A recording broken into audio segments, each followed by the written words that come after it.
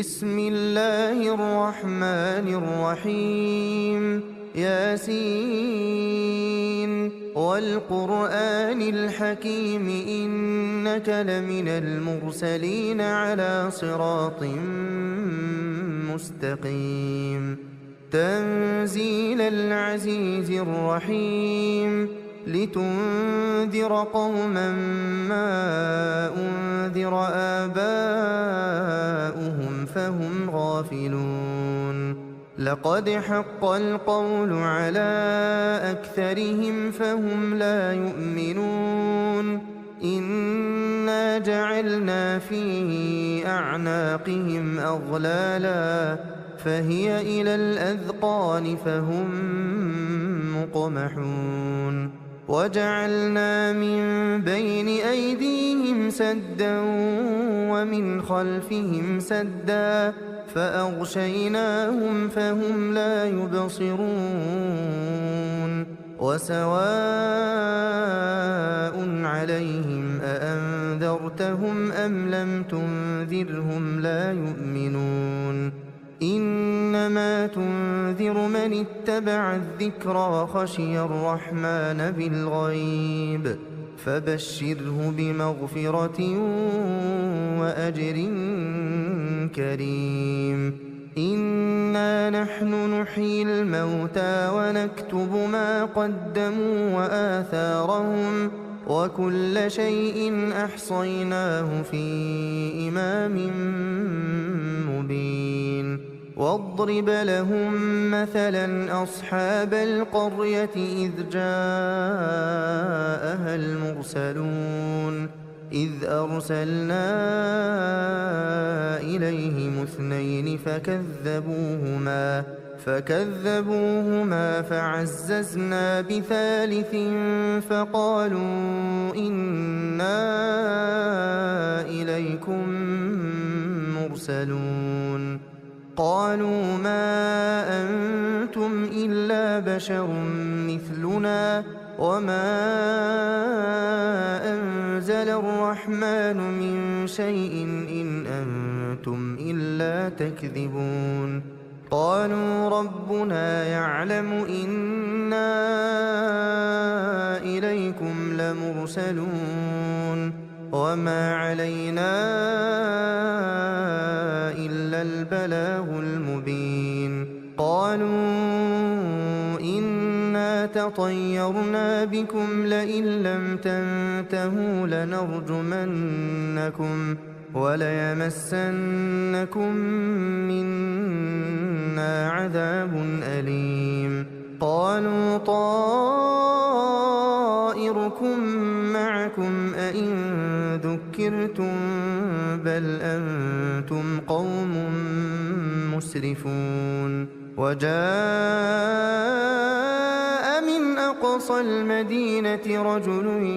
يسعى قال يا قوم اتبعوا المرسلين اتبعوا من لا يسألكم أجرا وهم مهتدون وما لي لا أعبد الذي فطرني وإليه ترجعون أأتخذ من دونه آلهة إن يردني الرحمن بضر لا تغن عني شفاعتهم شيئا ولا ينقذون إني إذا لفي ضلال مبين إني آمنت بربكم فاسمعون قيل ادخل الجنة قال يا ليت قومي يعلمون بما غفر لي ربي وجعلني من المكرمين وما أنزلنا على قومه من بعده من جند من السماء وما كنا منزلين إن كانت إلا صيحة واحدة فإذا هم خامدون يا حسرة على العباد يا حسرة على العباد يا حسرة على العباد ما يأتيهم من رسول إلا كانوا به يستهزئون ألم يروا كم أهلكنا قبلهم من القرون أنهم إليهم لا يرجعون وإن كل لما جميع لدينا محضرون وآية لهم الأرض الميتة أحييناها وأخرجنا منها حبا فمنه يأكلون وجعلنا فيها جنات من نخيل وأعناب وفجرنا فيها من العيون ليأكلوا من ثمره وما عملته أيديهم أفلا يشكرون سبحان الذي خلق الأزواج كلها مما تنبت الأرض ومن أنفسهم ومما لا يعلمون وآية لهم الليل نسلخ منه النهار فإذا هم مظلمون والشمس تجري لمستقر لها ذلك تقدير العزيز العليم والقمر قدرناه منازل حتى عاد كالعرجون القديم لا الشمس ينبغي لها أن تدرك القمر ولا الليل سابق النهار وكل في فلك يسبحون وآية لهم أنا حملنا ذريتهم في الفلك المشحون وخلقنا لهم من مثله ما يركبون وإن نشأ نغرقهم فلا صريخ لهم ولا هم ينقذون إلا رحمة منا ومتاعا إلى حين وإذا قيل لهم اتقوا ما بين أيديكم وما خلفكم لعلكم ترحمون وما تأتيهم من آية من آيات ربهم إلا كانوا عنها معرضين وإذا قيل لهم أنفقوا مما رزقكم الله قال الذين كفروا للذين آمنوا أنطعم من لو يشاء الله أطعمه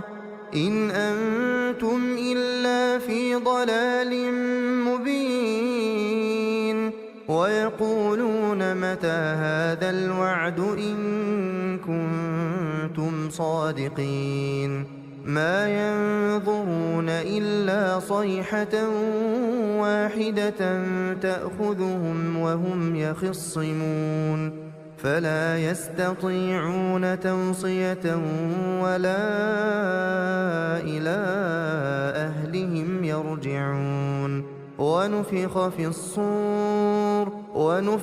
الصور فإذا هم من الأجداث إلى ربهم ينسلون قالوا يا ويلنا من بعثنا من مرقدنا هذا ما وعد الرحمن وصدق المرسلون إن كانت إلا صيحة واحدة فإذا هم جميع لدينا محضرون فاليوم لا تظلم نفس شيئا ولا تجزون إلا ما كنتم تعملون إن أصحاب الجنة اليوم في شغل فاكهون هم وأزواجهم في ظلال على الأرائك متكئون لهم فيها فاكهة ولهم ما يدعون سلام قولا من رب رحيم وامتازوا اليوم أيها المجرمون ألم أعهد إليكم يا بني آدم ألا تعبدوا الشيطان إنه لكم عدو مبين وأن اعبدوني هذا صراط مستقيم ولقد أضل منكم جبلا كثيرا أفلم تكونوا تعقلون هذه جهنم التي كنتم توعدون اصلوها اليوم بما كنتم تكفرون اليوم نختم على أفواههم وتكلمنا أيديهم وتشهد أرجلهم بما كانوا يكسبون ولو نشاء لطمسنا على أعينهم فاستبقوا الصراط فأنى يبصرون ولو نشاء لمسخناهم على مكانتهم فما استطاعوا مضيا ولا يرجعون ومن نعمره ننكسه في الخلق أفلا يعقلون وما علمناه الشعر وما ينبغي له إن هو إلا ذكر وقرآن مبين لينذر من كان حيا ويحق القول على الكافرين أولم يروا أنا خلقنا لهم مما عملت أيدينا أنعاما فهم لها مالكون وذللناها لهم فمنها ركوبهم ومنها يأكلون ولهم فيها منافع ومشارب أفلا يشكرون واتخذوا من دون الله آلهة لعلهم ينصرون لا يستطيعون نصرهم وهم لهم جند محضرون فلا يحزنك قولهم إنا نعلم ما يسرون وما يعلنون أولم ير الإنسان أنا خلقناه من نطفة فإذا هو خصيم مبين وضرب لنا مثلا ونسي خلقه قال من يحيي العظام وهي رميم قل يحييها الذي أنشأها أول مرة وهو بكل خلق عليم الذي جعل لكم من الشجر الأخضر نارا فإذا أنتم منه توقدون أوليس الذي خلق السماوات والأرض بقادر على أن يخلق مثلهم بلى وهو الخلاق العليم إنما أمره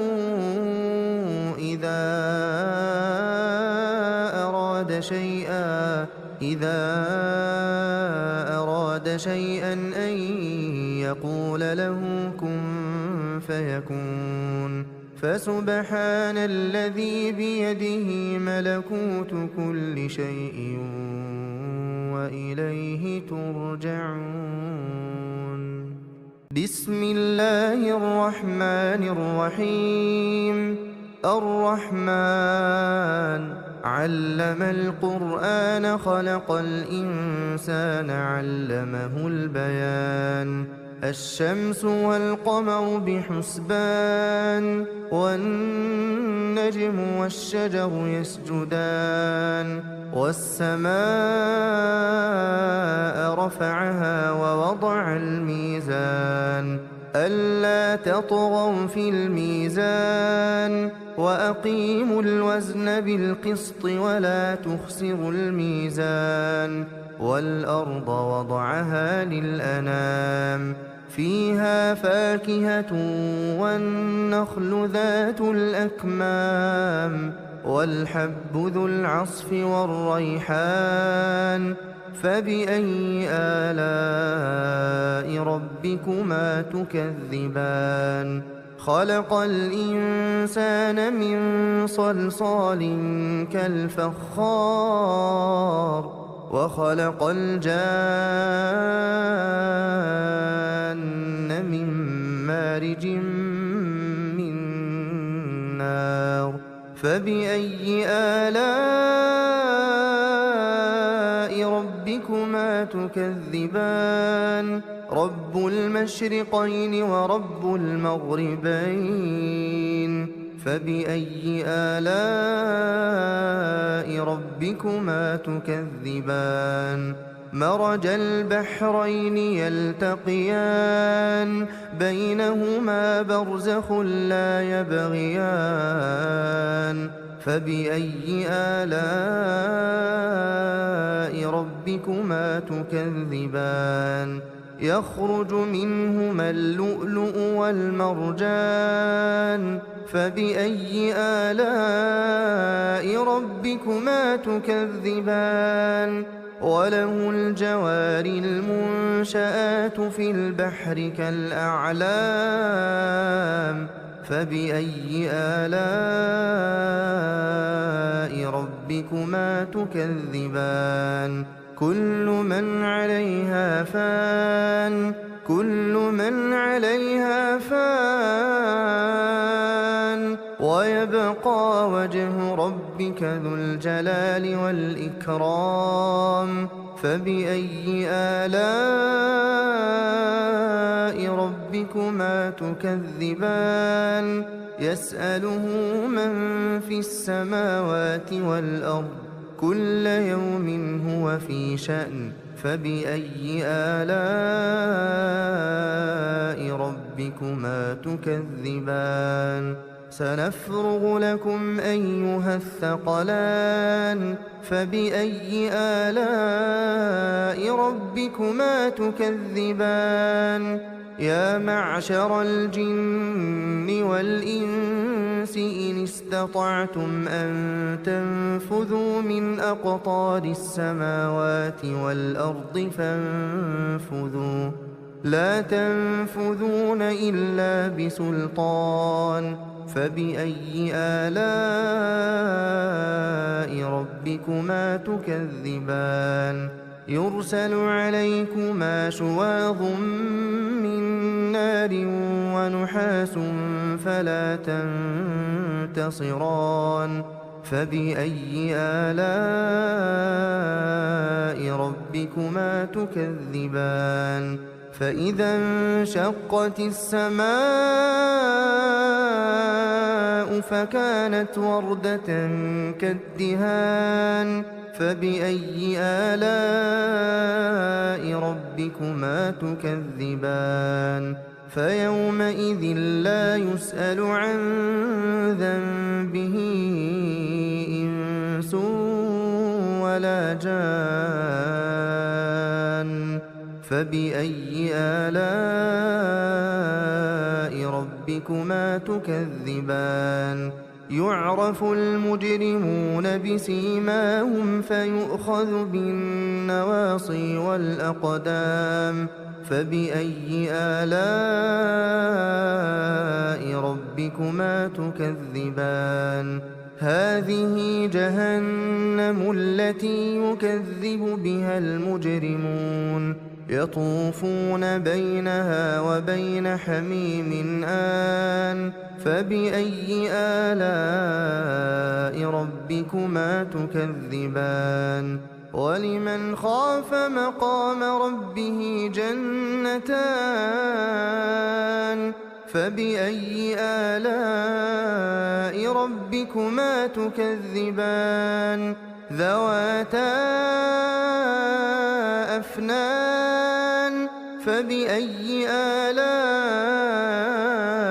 ربكما تكذبان فيهما عينان تجريان فبأي آلاء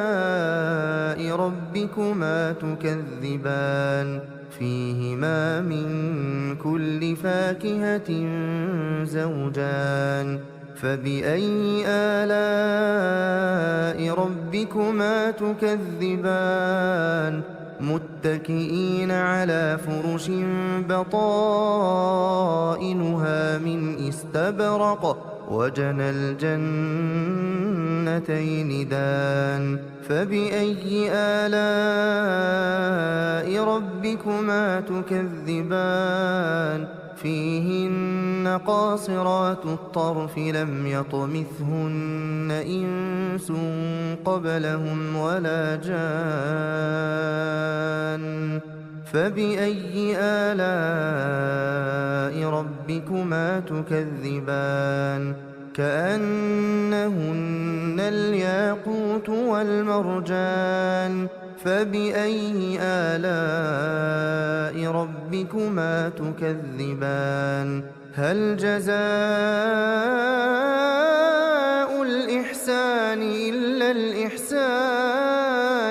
فبأي آلاء ربكما تكذبان ومن دونهما جنتان فبأي آلاء ربكما تكذبان مدهامتان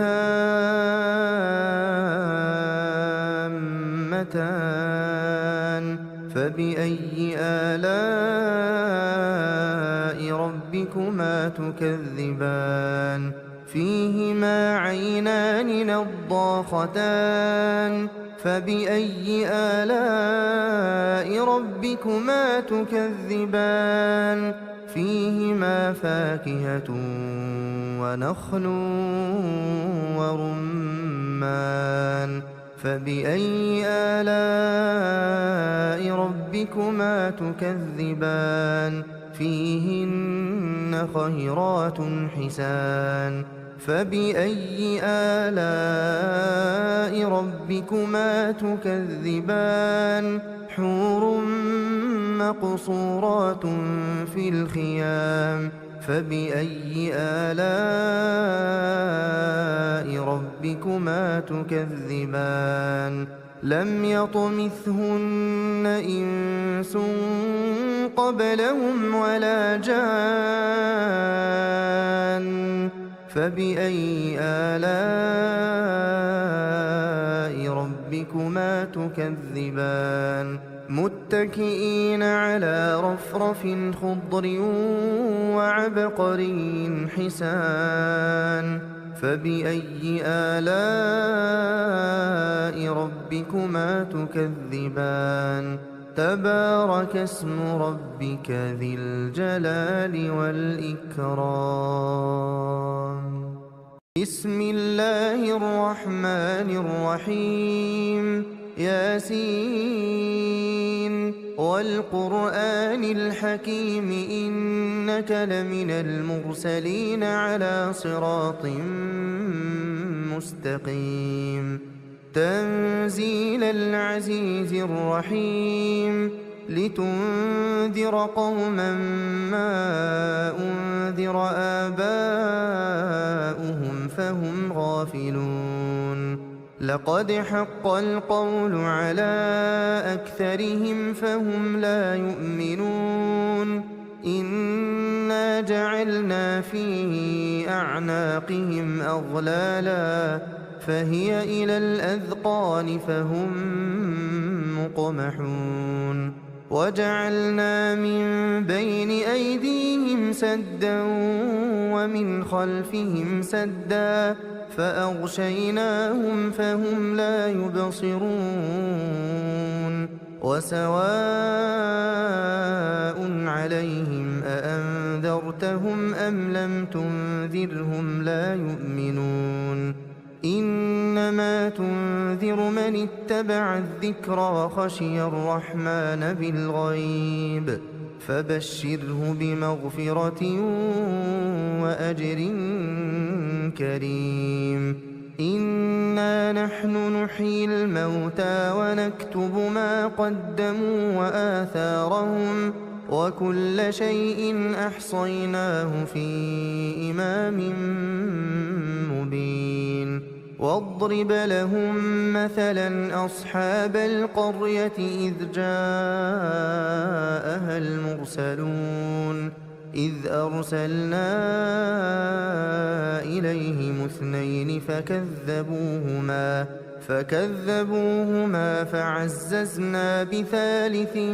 فقالوا إنا إليكم مرسلون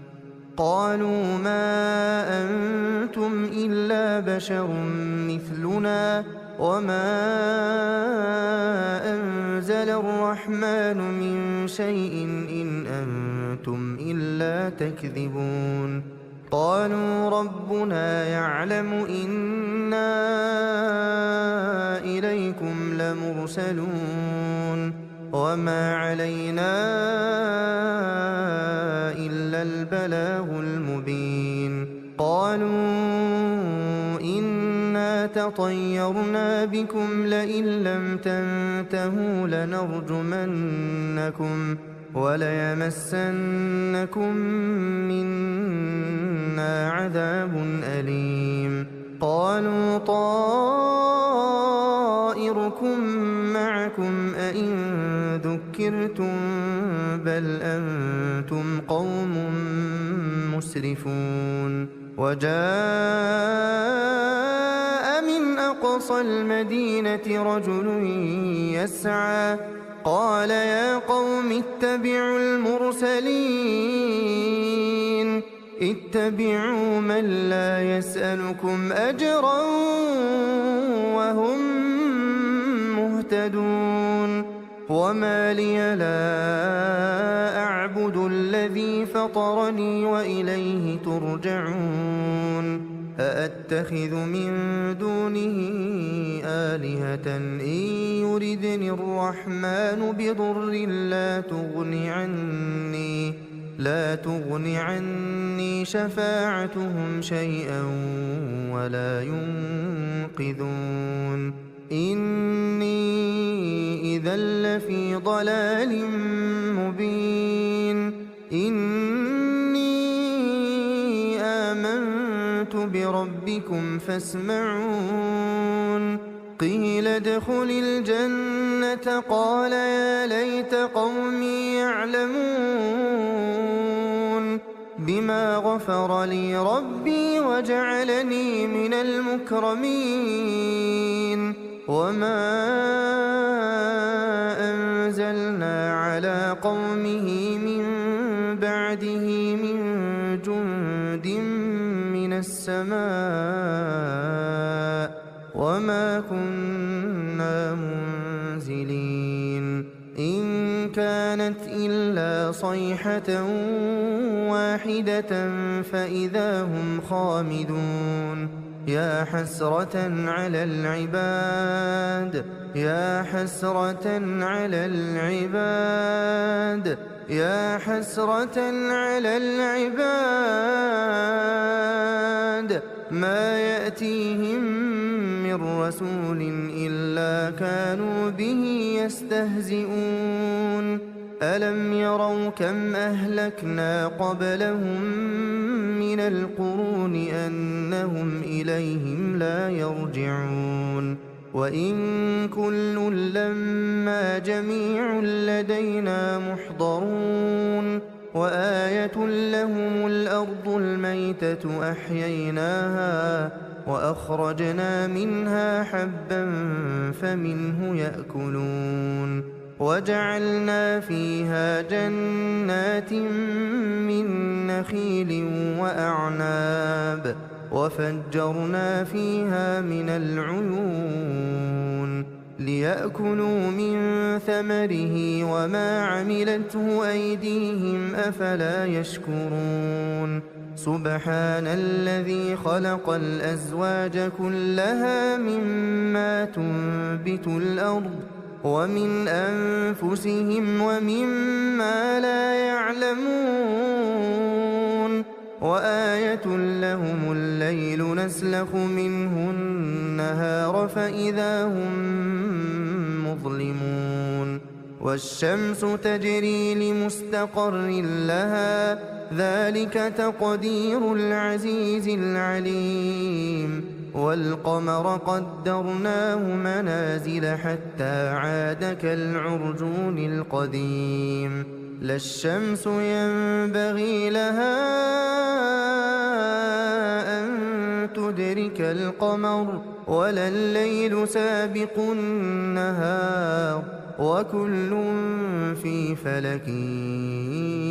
يسبحون وآية لهم أنا حملنا ذريتهم في الفلك المشحون وخلقنا لهم من مثله ما يركبون وإن نشأ نغرقهم فلا صريخ لهم ولا هم ينقذون إلا رحمة منا ومتاعا إلى حين وإذا قيل لهم اتقوا ما بين أيديكم وما خلفكم لعلكم ترحمون وما تأتيهم من آية من آيات ربهم إلا كانوا عنها معرضين وإذا قيل لهم أنفقوا مما رزقكم الله قال الذين كفروا للذين آمنوا أنطعم من لو يشاء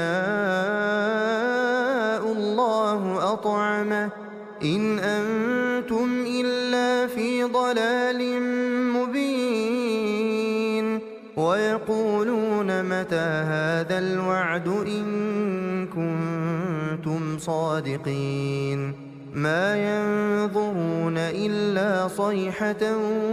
واحدة تأخذهم وهم يخصمون فلا يستطيعون توصية ولا إلى أهلهم يرجعون ونفخ في الصور فإذا هم من الأجداث إلى ربهم ينسلون قالوا يا ويلنا من بعثنا من مرقدنا هذا ما وعد الرحمن وصدق المرسلون إن كانت إلا صيحة واحدة فإذا هم جميع لدينا محضرون فاليوم لا تظلم نفس شيئا ولا تجزون إلا ما كنتم تعملون إن أصحاب الجنة اليوم في شغل فاكهون هم وأزواجهم في ظلال على الأرائك متكئون لهم فيها فاكهة ولهم ما يدعون سلام قولا من رب رحيم وامتازوا اليوم أيها المجرمون ألم أعهد إليكم يا بني آدم ألا تعبدوا الشيطان إنه لكم عدو مبين وأن اعبدوني هذا صراط مستقيم ولقد أضل منكم جبلا كثيرا أفلم تكونوا تعقلون هذه جهنم التي كنتم توعدون اصلوها اليوم بما كنتم تكفرون اليوم نختم على أفواههم وتكلمنا أيديهم وتشهد أرجلهم بما كانوا يكسبون ولو نشاء لطمسنا على أعينهم فاستبقوا الصراط فأنى يبصرون ولو نشاء لمسخناهم على مكانتهم فما استطاعوا مضيا ولا يرجعون ومن نعمره ننكسه في الخلق أفلا يعقلون وما علمناه الشعر وما ينبغي له إن هو إلا ذكر وقرآن مبين لينذر من كان حيا ويحق القول على الكافرين أولم يروا أنا خلقنا لهم مما عملت أيدينا أنعاما فهم لها مالكون وذللناها لهم فمنها ركوبهم ومنها يأكلون ولهم فيها منافع ومشارب أفلا يشكرون واتخذوا من دون الله آلهة لعلهم ينصرون لا يستطيعون نصرهم وهم لهم جند محضرون فلا يحزنك قولهم إنا نعلم ما يسرون وما يعلنون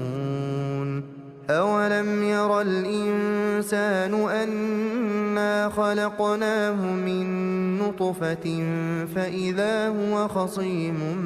مبين وضرب لنا مثلا ونسي خلقه قال من يحيي العظام وهي رميم قل يحييها الذي أنشأها أول مرة وهو بكل خلق عليم الذي جعل لكم من الشجر الأخضر نارا فإذا أنتم منه توقدون أوليس الذي خلق السماوات والأرض بقادر على أن يخلق مثلهم بلى وهو الخلاق العليم إنما أمره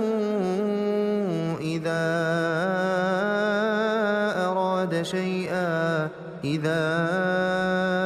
أراد شيئا أن يقول له كن فيكون فسبحان الذي بيده ملكوت كل شيء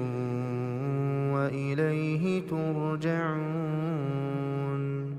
بسم الله الرحمن الرحيم الرحمن علم القرآن خلق الإنسان علمه البيان الشمس والقمر بحسبان والنجم والشجر يسجدان والسماء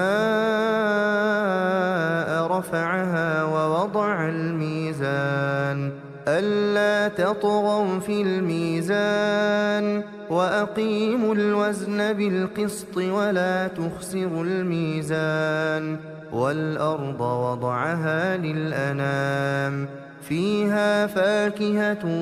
والنخل ذات الأكمام والحب ذو العصف والريحان فبأي آلاء ربكما تكذبان خلق الإنسان من صلصال كالفخار وخلق الجان من مارج من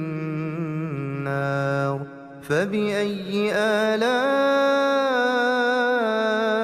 ربكما تكذبان رب المشرقين ورب المغربين فبأي آلاء ربكما تكذبان مرج البحرين يلتقيان بينهما برزخ لا يبغيان فبأي آلاء ربكما تكذبان يخرج منهما اللؤلؤ والمرجان فبأي آلاء ربكما تكذبان وله الجوار المنشآت في البحر كالأعلام فبأي آلاء ربكما تكذبان كل من عليها فان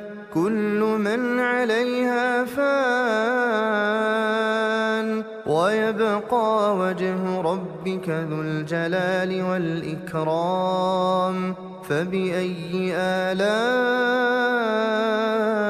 ربكما تكذبان يسأله من في السماوات والأرض كل يوم هو في شأن فبأي آلاء ربكما تكذبان سنفرغ لكم أيها الثقلان فبأي آلاء ربكما تكذبان يا معشر الجن والإنس إن استطعتم أن تنفذوا من أقطار السماوات والأرض فانفذوا لا تنفذون إلا بسلطان فبأي آلاء ربكما تكذبان يرسل عليكما شواظ من نار ونحاس فلا تنتصران فبأي آلاء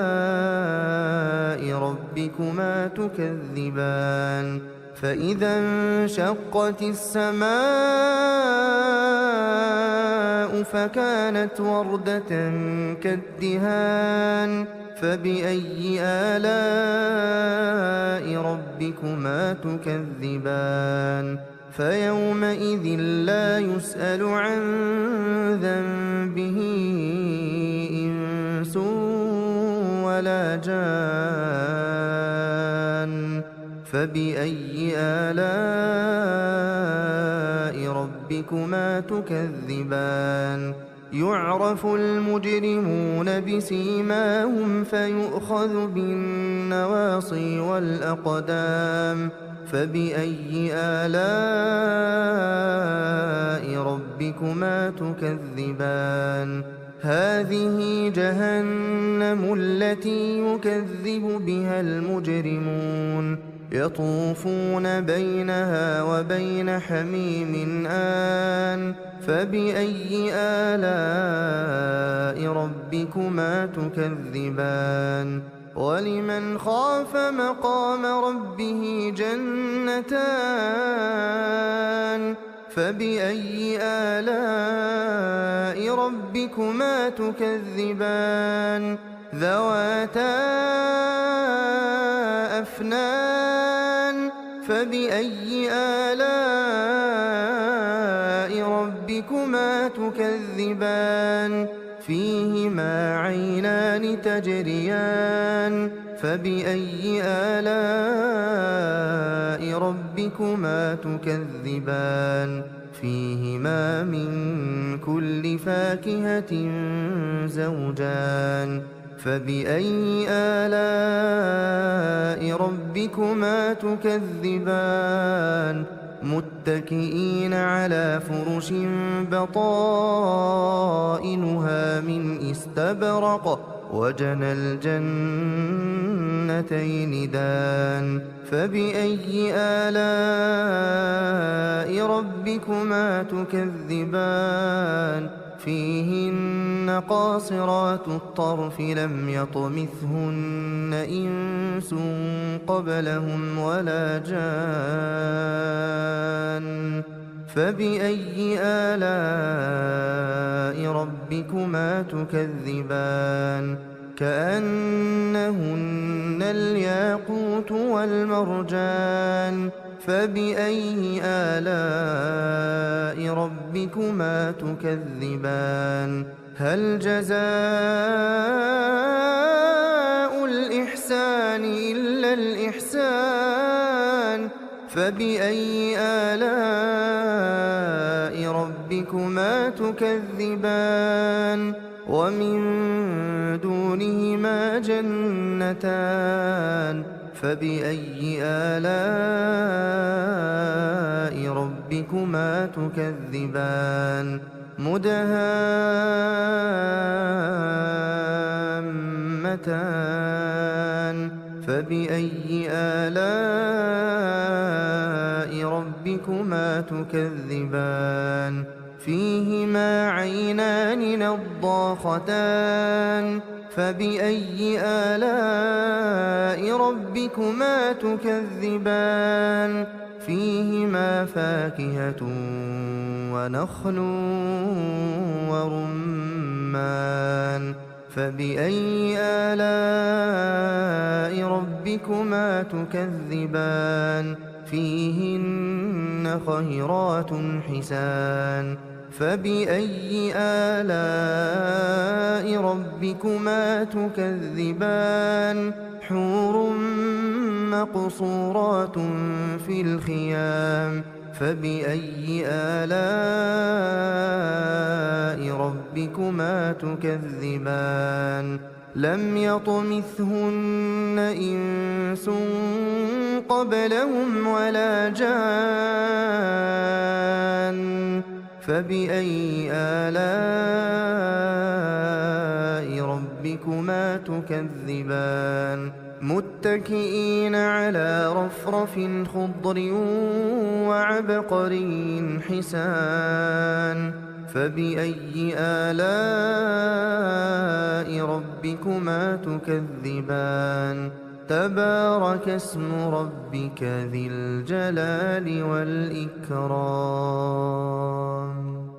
بسم الله الرحمن الرحيم ياسين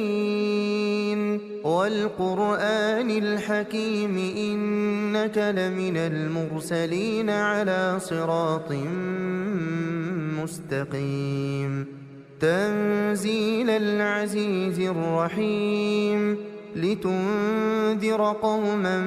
ما أنذر آباؤهم فهم غافلون لقد حق القول على أكثرهم فهم لا يؤمنون إنا جعلنا في أعناقهم أغلالا فهي إلى الأذقان فهم مقمحون وجعلنا من بين أيديهم سدا ومن خلفهم سدا فأغشيناهم فهم لا يبصرون وسواء عليهم أأنذرتهم أم لم تنذرهم لا يؤمنون إنما تنذر من اتبع الذكر وخشي الرحمن بالغيب فبشره بمغفرة وأجر كريم إن إنا نحن نحيي الموتى ونكتب ما قدموا وآثارهم وكل شيء أحصيناه في إمام مبين واضرب لهم مثلا أصحاب القرية إذ جاءها المرسلون إذ أرسلنا إليهم اثنين فكذبوهما فعززنا بثالث فقالوا إنا إليكم مرسلون قالوا ما أنتم إلا بشر مثلنا وما أنزل الرحمن من شيء إن أنتم إلا تكذبون قالوا ربنا يعلم إنا إليكم لمرسلون وما علينا إلا البلاغ المبين قالوا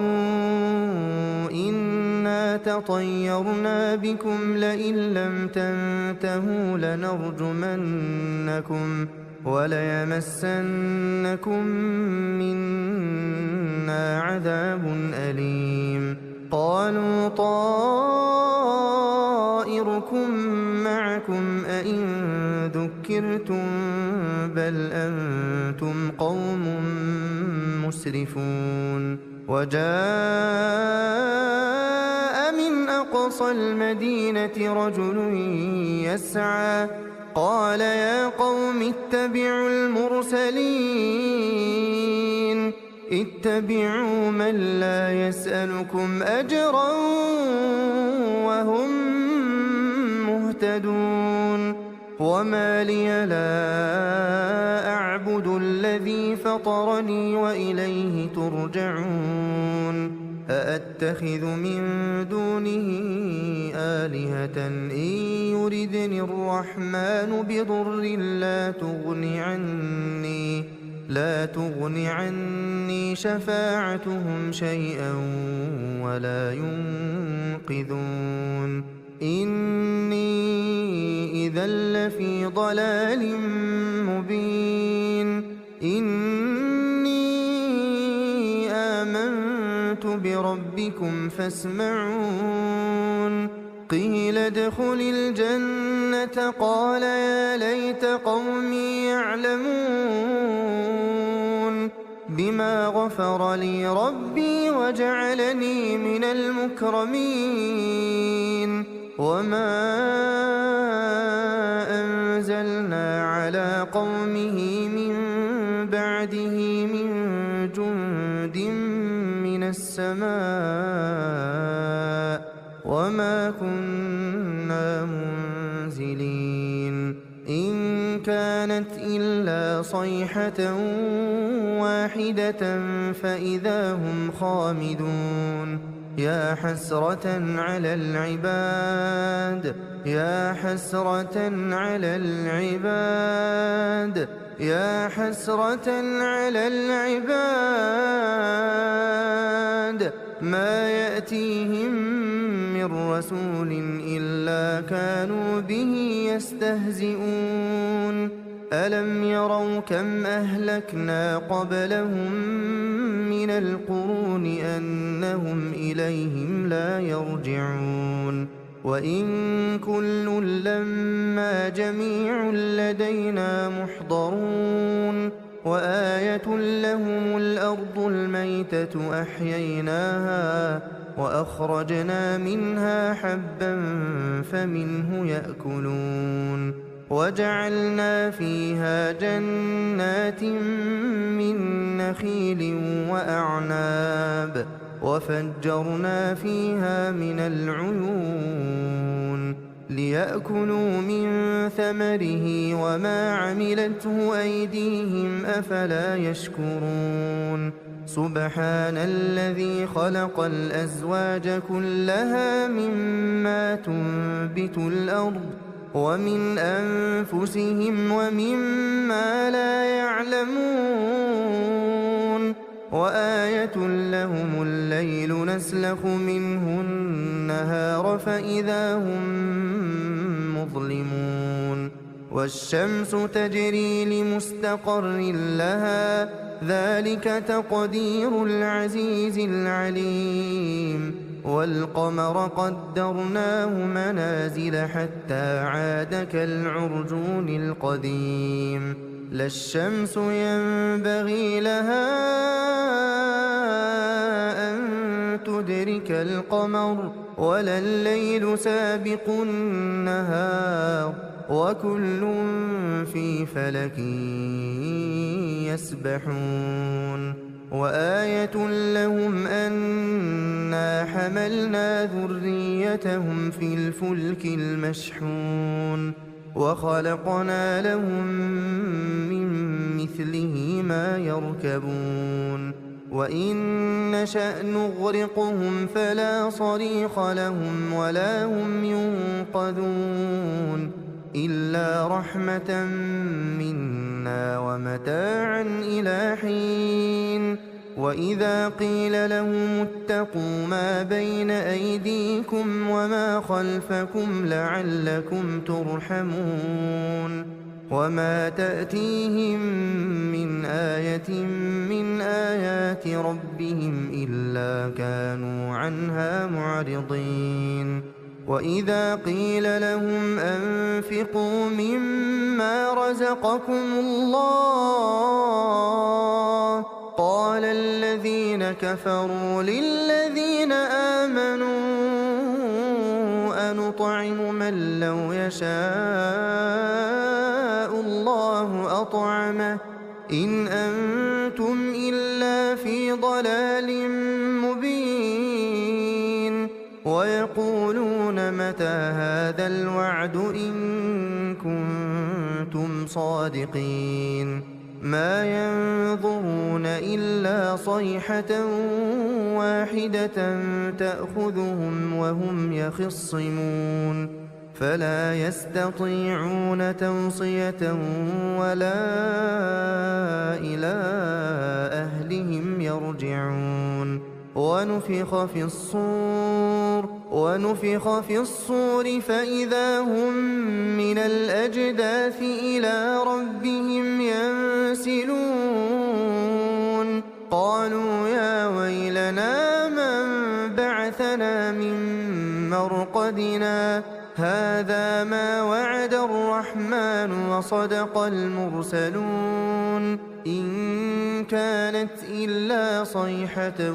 واحدة فإذا هم جميع لدينا محضرون فاليوم لا تظلم نفس شيئا ولا تجزون إلا ما كنتم تعملون إن أصحاب الجنة اليوم في شغل فاكهون هم وأزواجهم في ظلال على الأرائك متكئون لهم فيها فاكهة ولهم ما يدعون سلام قولا من رب رحيم وامتازوا اليوم أيها المجرمون ألم أعهد إليكم يا بني آدم ألا تعبدوا الشيطان إنه لكم عدو مبين وأن اعبدوني هذا صراط مستقيم ولقد أضل منكم جبلا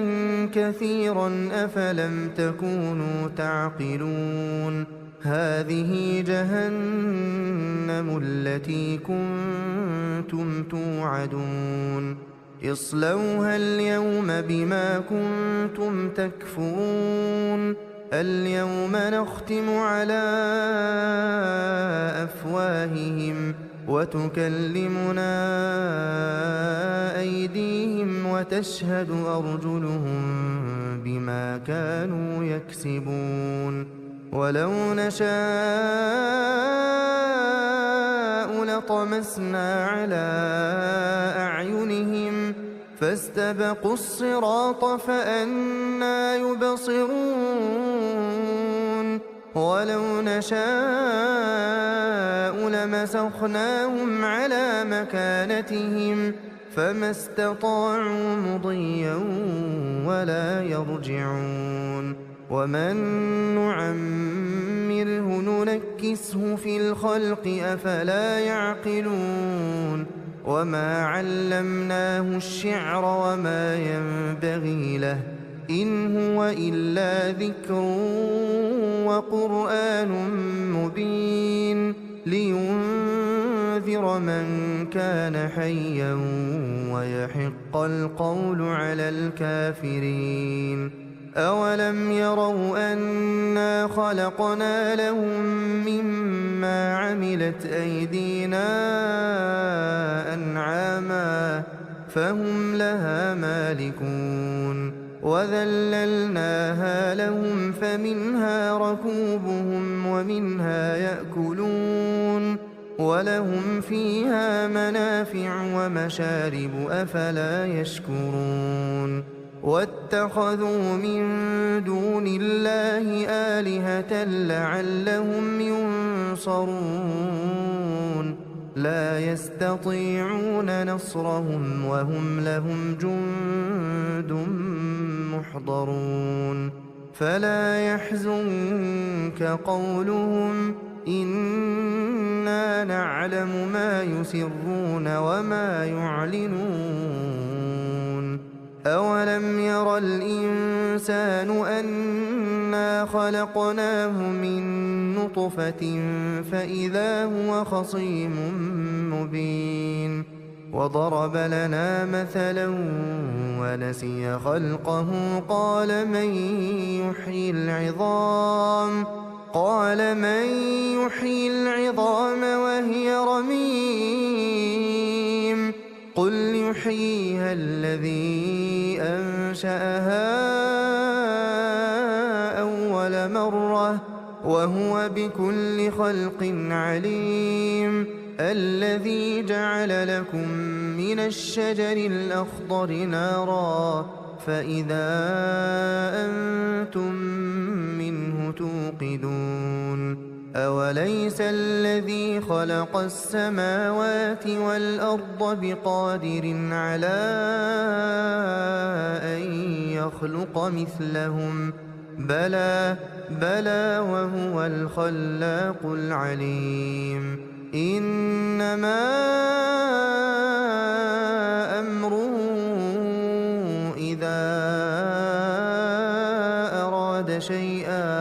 إذا أراد شيئا أن يقول له كن فيكون فسبحان الذي بيده ملكوت كل شيء وإليه ترجعون بسم الله الرحمن الرحيم الرحمن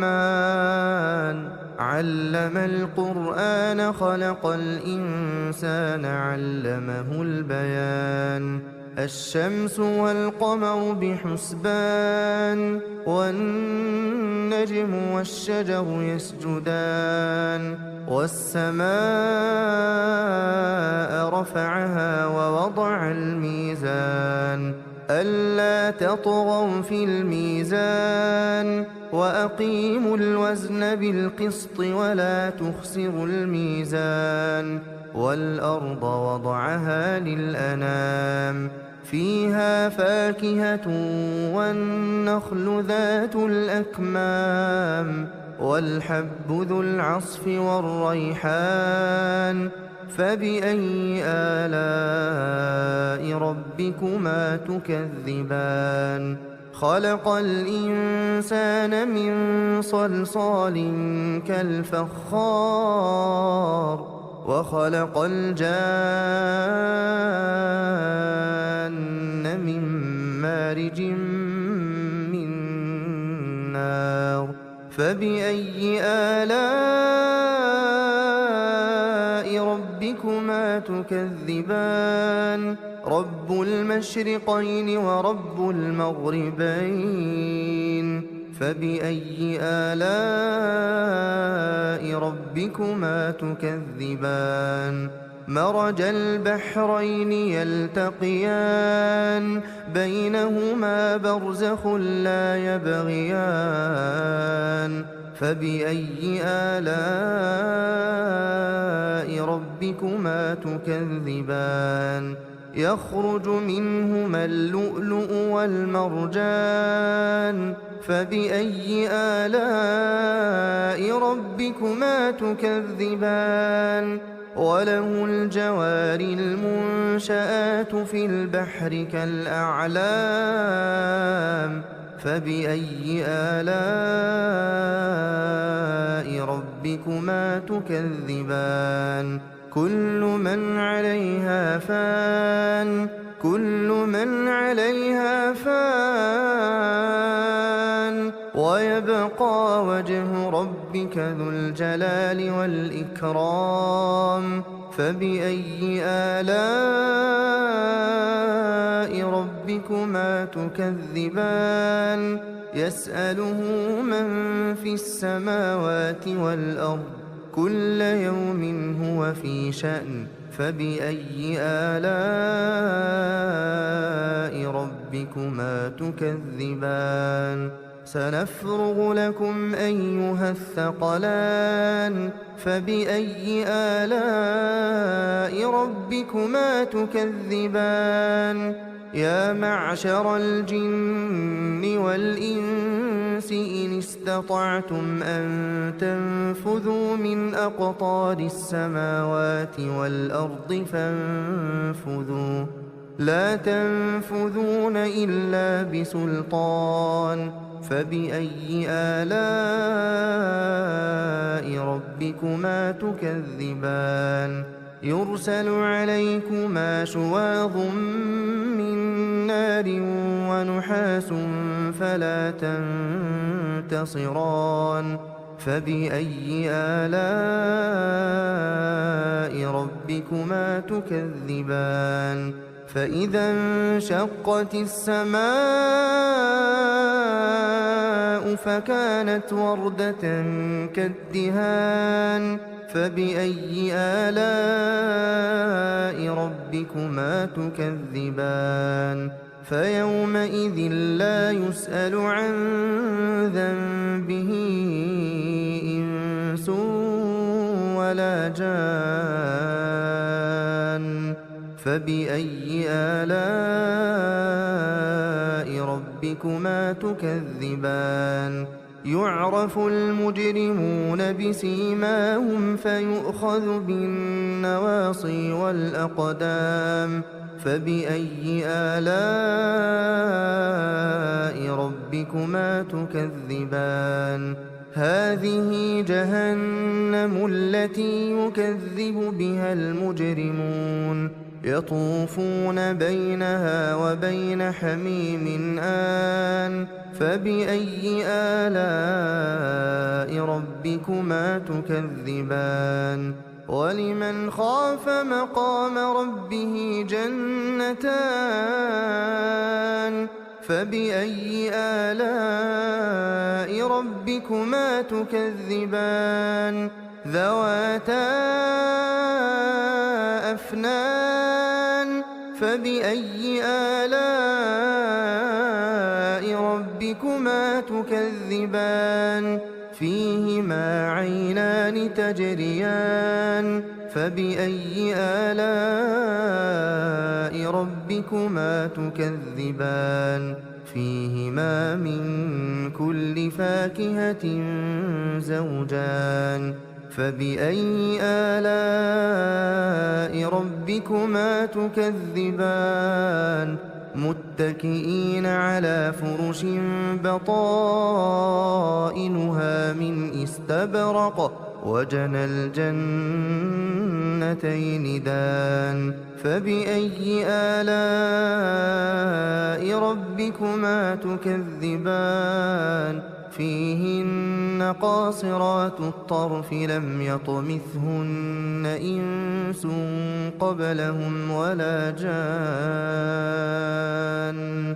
فبأي آلاء ربكما تكذبان كأنهن الياقوت والمرجان فبأي آلاء ربكما تكذبان هل جزاء الإحسان إلا الإحسان فبأي آلاء ربكما تكذبان ومن دونهما جنتان فبأي آلاء ربكما تكذبان مدهامتان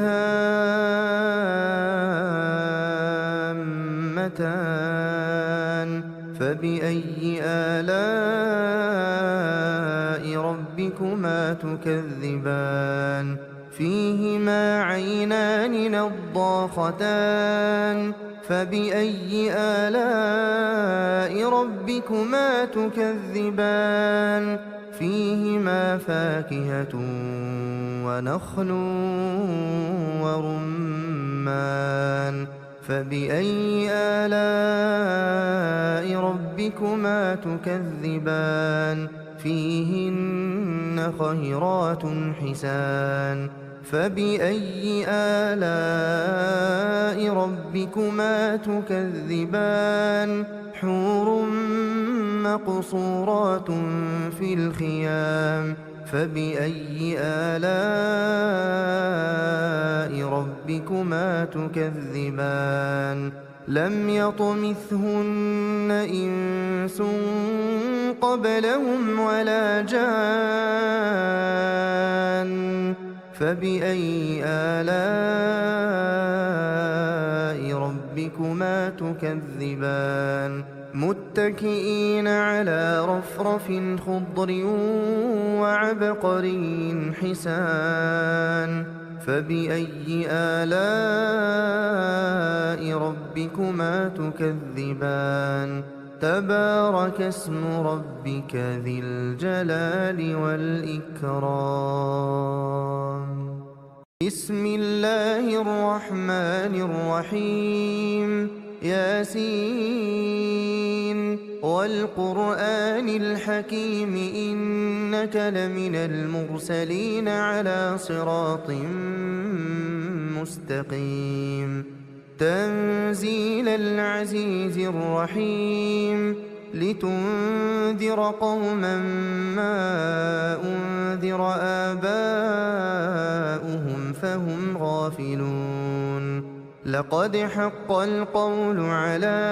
أكثرهم فهم لا يؤمنون إنا جعلنا في أعناقهم أغلالا فهي إلى الأذقان فهم مقمحون وجعلنا من بين أيديهم سدا ومن خلفهم سدا فأغشيناهم فهم لا يبصرون وسواء عليهم أأنذرتهم أم لم تنذرهم لا يؤمنون إنما تنذر من اتبع الذكر وخشي الرحمن بالغيب فبشره بمغفرة وأجر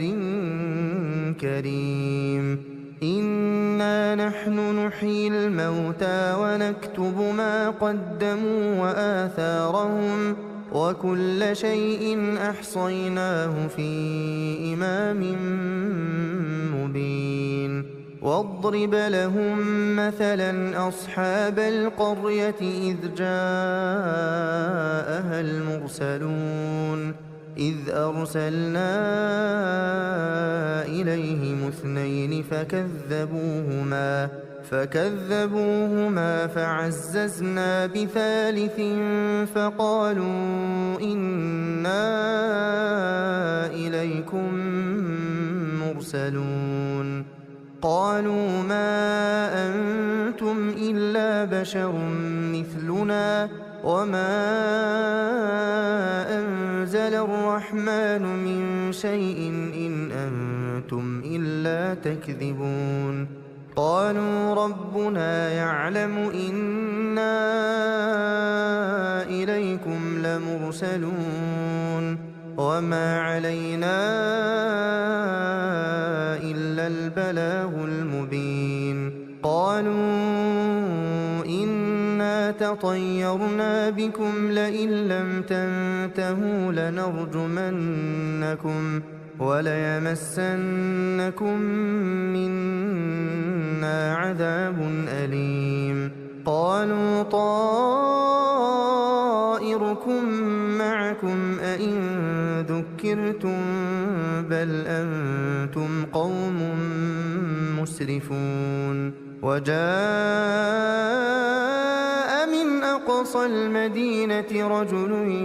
يسعى قال يا قوم اتبعوا المرسلين اتبعوا من لا يسألكم أجرا وهم مهتدون وما لي لا أعبد الذي فطرني وإليه ترجعون أأتخذ من دونه آلهة إن يردني الرحمن بضر لا تغن عني شفاعتهم شيئا ولا ينقذون إني إذا لفي ضلال مبين إني آمنت بربكم فاسمعون قيل ادخل الجنة قال يا ليت قومي يعلمون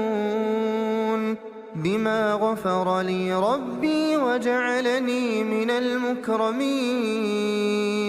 وما أنزلنا على قومه من بعده من جند من السماء وما كنا منزلين إن كانت إلا صيحة واحدة فإذا هم خامدون يا حسرة على العباد يا حسرة على العباد يا حسرة على العباد ما يأتيهم من رسول إلا كانوا به يستهزئون ألم يروا كم أهلكنا قبلهم من القرون أنهم إليهم لا يرجعون وإن كل لما جميع لدينا محضرون وآية لهم الأرض الميتة أحييناها وأخرجنا منها حبا فمنه يأكلون وجعلنا فيها جنات من نخيل وأعناب وفجرنا فيها من العيون ليأكلوا من ثمره وما عملته أيديهم أفلا يشكرون سبحان الذي خلق الأزواج كلها مما تنبت الأرض ومن أنفسهم ومما لا يعلمون وآية لهم الليل نسلخ منه النهار فإذا هم مظلمون والشمس تجري لمستقر لها ذلك تقدير العزيز العليم والقمر قدرناه منازل حتى عاد كالعرجون القديم لا الشمس ينبغي لها أن تدرك القمر ولا الليل سابق النهار وكل في فلك يسبحون وآية لهم أنا حملنا ذريتهم في الفلك المشحون وخلقنا لهم من مثله ما يركبون وإن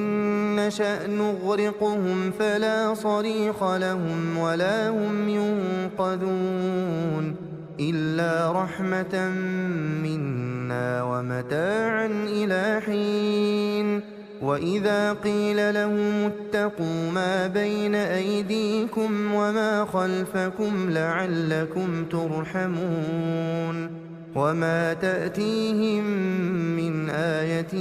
من آيات ربهم إلا كانوا عنها معرضين وإذا قيل لهم أنفقوا مما رزقكم الله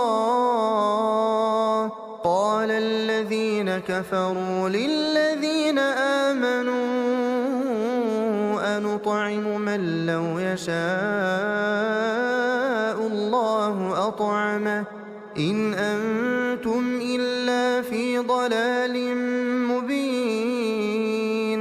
ويقولون متى هذا الوعد إن كنتم صادقين ما ينظرون إلا صيحة واحدة تأخذهم وهم يخصمون فلا يستطيعون توصية ولا إلى أهلهم يرجعون ونفخ في الصور فإذا هم من الأجداث إلى ربهم ينسلون قالوا يا ويلنا من بعثنا من مرقدنا هذا ما وعد الرحمن وصدق المرسلون إن كانت إلا صيحة واحدة فإذا هم جميع لدينا محضرون فاليوم لا تظلم نفس شيئا ولا تجزون إلا ما كنتم تعملون إن أصحاب الجنة اليوم في شغل فاكهون هم وأزواجهم في ظلال على الأرائك متكئون لهم فيها فاكهة ولهم ما يدعون سلام قولا من رب رحيم وامتازوا اليوم أيها المجرمون ألم أعهد إليكم يا بني آدم ألا تعبدوا الشيطان إنه لكم عدو مبين وأن اعبدوني هذا صراط مستقيم ولقد أضل منكم جبلا كثيرا أفلم تكونوا تعقلون هذه جهنم التي كنتم توعدون اصلوها اليوم بما كنتم تكفرون اليوم نختم على أفواههم وتكلمنا أيديهم وتشهد أرجلهم بما كانوا يكسبون ولو نشاء لطمسنا على أعينهم فاستبقوا الصراط فأنى يبصرون ولو نشاء لمسخناهم على مكانتهم فما استطاعوا مضيا ولا يرجعون ومن نعمره ننكسه في الخلق أفلا يعقلون وما علمناه الشعر وما ينبغي له إن هو إلا ذكر وقرآن مبين لينذر لينذر من كان حيا ويحق القول على الكافرين. أولم يروا أنا خلقنا لهم مما عملت أيدينا أنعاما فهم لها مالكون وذللناها لهم فمنها ركوبهم ومنها يأكلون ولهم فيها منافع ومشارب أفلا يشكرون. واتخذوا من دون الله آلهة لعلهم ينصرون لا يستطيعون نصرهم وهم لهم جند محضرون. فلا يحزنك قولهم إنا نعلم ما يسرون وما يعلنون. أولم ير الإنسان أنا خلقناه من نطفة فإذا هو خصيم مبين. وضرب لنا مثلا ونسي خلقه قال من يحيي العظام وهي رميم قل يحييها الذي أنشأها أول مرة وهو بكل خلق عليم. الذي جعل لكم من الشجر الأخضر نارا فإذا أنتم منه توقدون. أوليس الذي خلق السماوات والأرض بقادر على أن يخلق مثلهم بلى وهو الخلاق العليم. إنما أمره إذا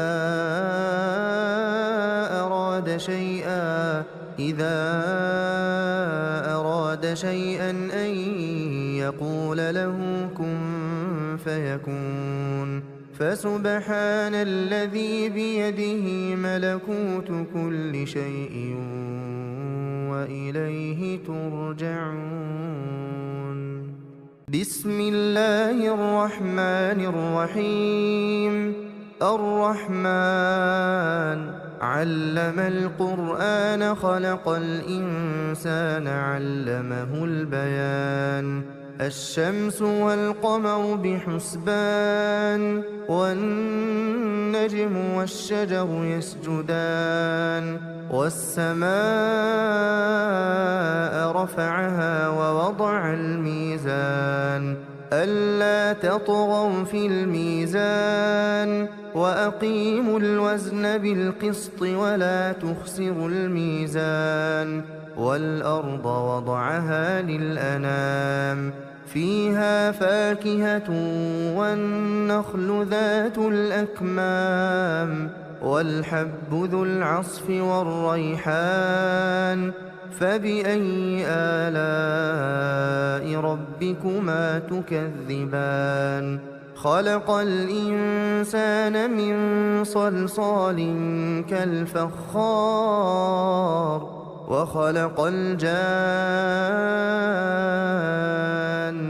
من مارج من نار. فبأي آلاء ربكما تكذبان. رب المشرقين ورب المغربين. فبأي آلاء ربكما تكذبان. مرج البحرين يلتقيان بينهما برزخ لا يبغيان. فبأي آلاء ربكما تكذبان. يخرج منهما اللؤلؤ والمرجان. فبأي آلاء ربكما تكذبان. وله الجوار المنشآت في البحر كالأعلام فبأي آلاء ربكما تكذبان كل من عليها فان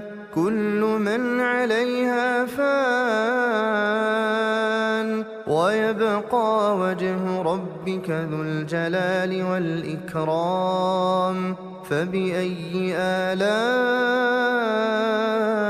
ربكما تكذبان يسأله من في السماوات والأرض كل يوم هو في شأن فبأي آلاء ربكما تكذبان سنفرغ لكم أيها الثقلان فبأي آلاء ربكما تكذبان يا معشر الجن والإنس إن استطعتم أن تنفذوا من أقطار السماوات والأرض فانفذوا لا تنفذون إلا بسلطان فبأي آلاء ربكما تكذبان يرسل عليكما شواظ من نار ونحاس فلا تنتصران فبأي آلاء ربكما تكذبان فإذا انشقت السماء فكانت وردة كالدهان فبأي آلاء ربكما تكذبان فيومئذ لا يسأل عن ذنبه إنس ولا جان فبأي آلاء ربكما تكذبان يعرف المجرمون بسيماهم فيؤخذ بالنواصي والأقدام فبأي آلاء ربكما تكذبان هذه جهنم التي يكذب بها المجرمون يطوفون بينها وبين حميم آن فبأي آلاء ربكما تكذبان ولمن خاف مقام ربه جنتان فبأي آلاء ربكما تكذبان ذواتا أفنان فبأي آلاء ربكما تكذبان فيهما عينان تجريان فبأي آلاء ربكما تكذبان فيهما من كل فاكهة زوجان فبأي آلاء ربكما تكذبان متكئين على فرش بطائنها من استبرق وجنى الجنتين دان فبأي آلاء ربكما تكذبان فيهن قاصرات الطرف لم يطمثهن إنس قبلهم ولا جان فبأي آلاء ربكما تكذبان كأنهن الياقوت والمرجان فبأي آلاء ربكما تكذبان هل جزاء الإحسان إلا الإحسان فبأي آلاء ربكما تكذبان ومن دونهما جنتان فبأي آلاء ربكما تكذبان مدهامتان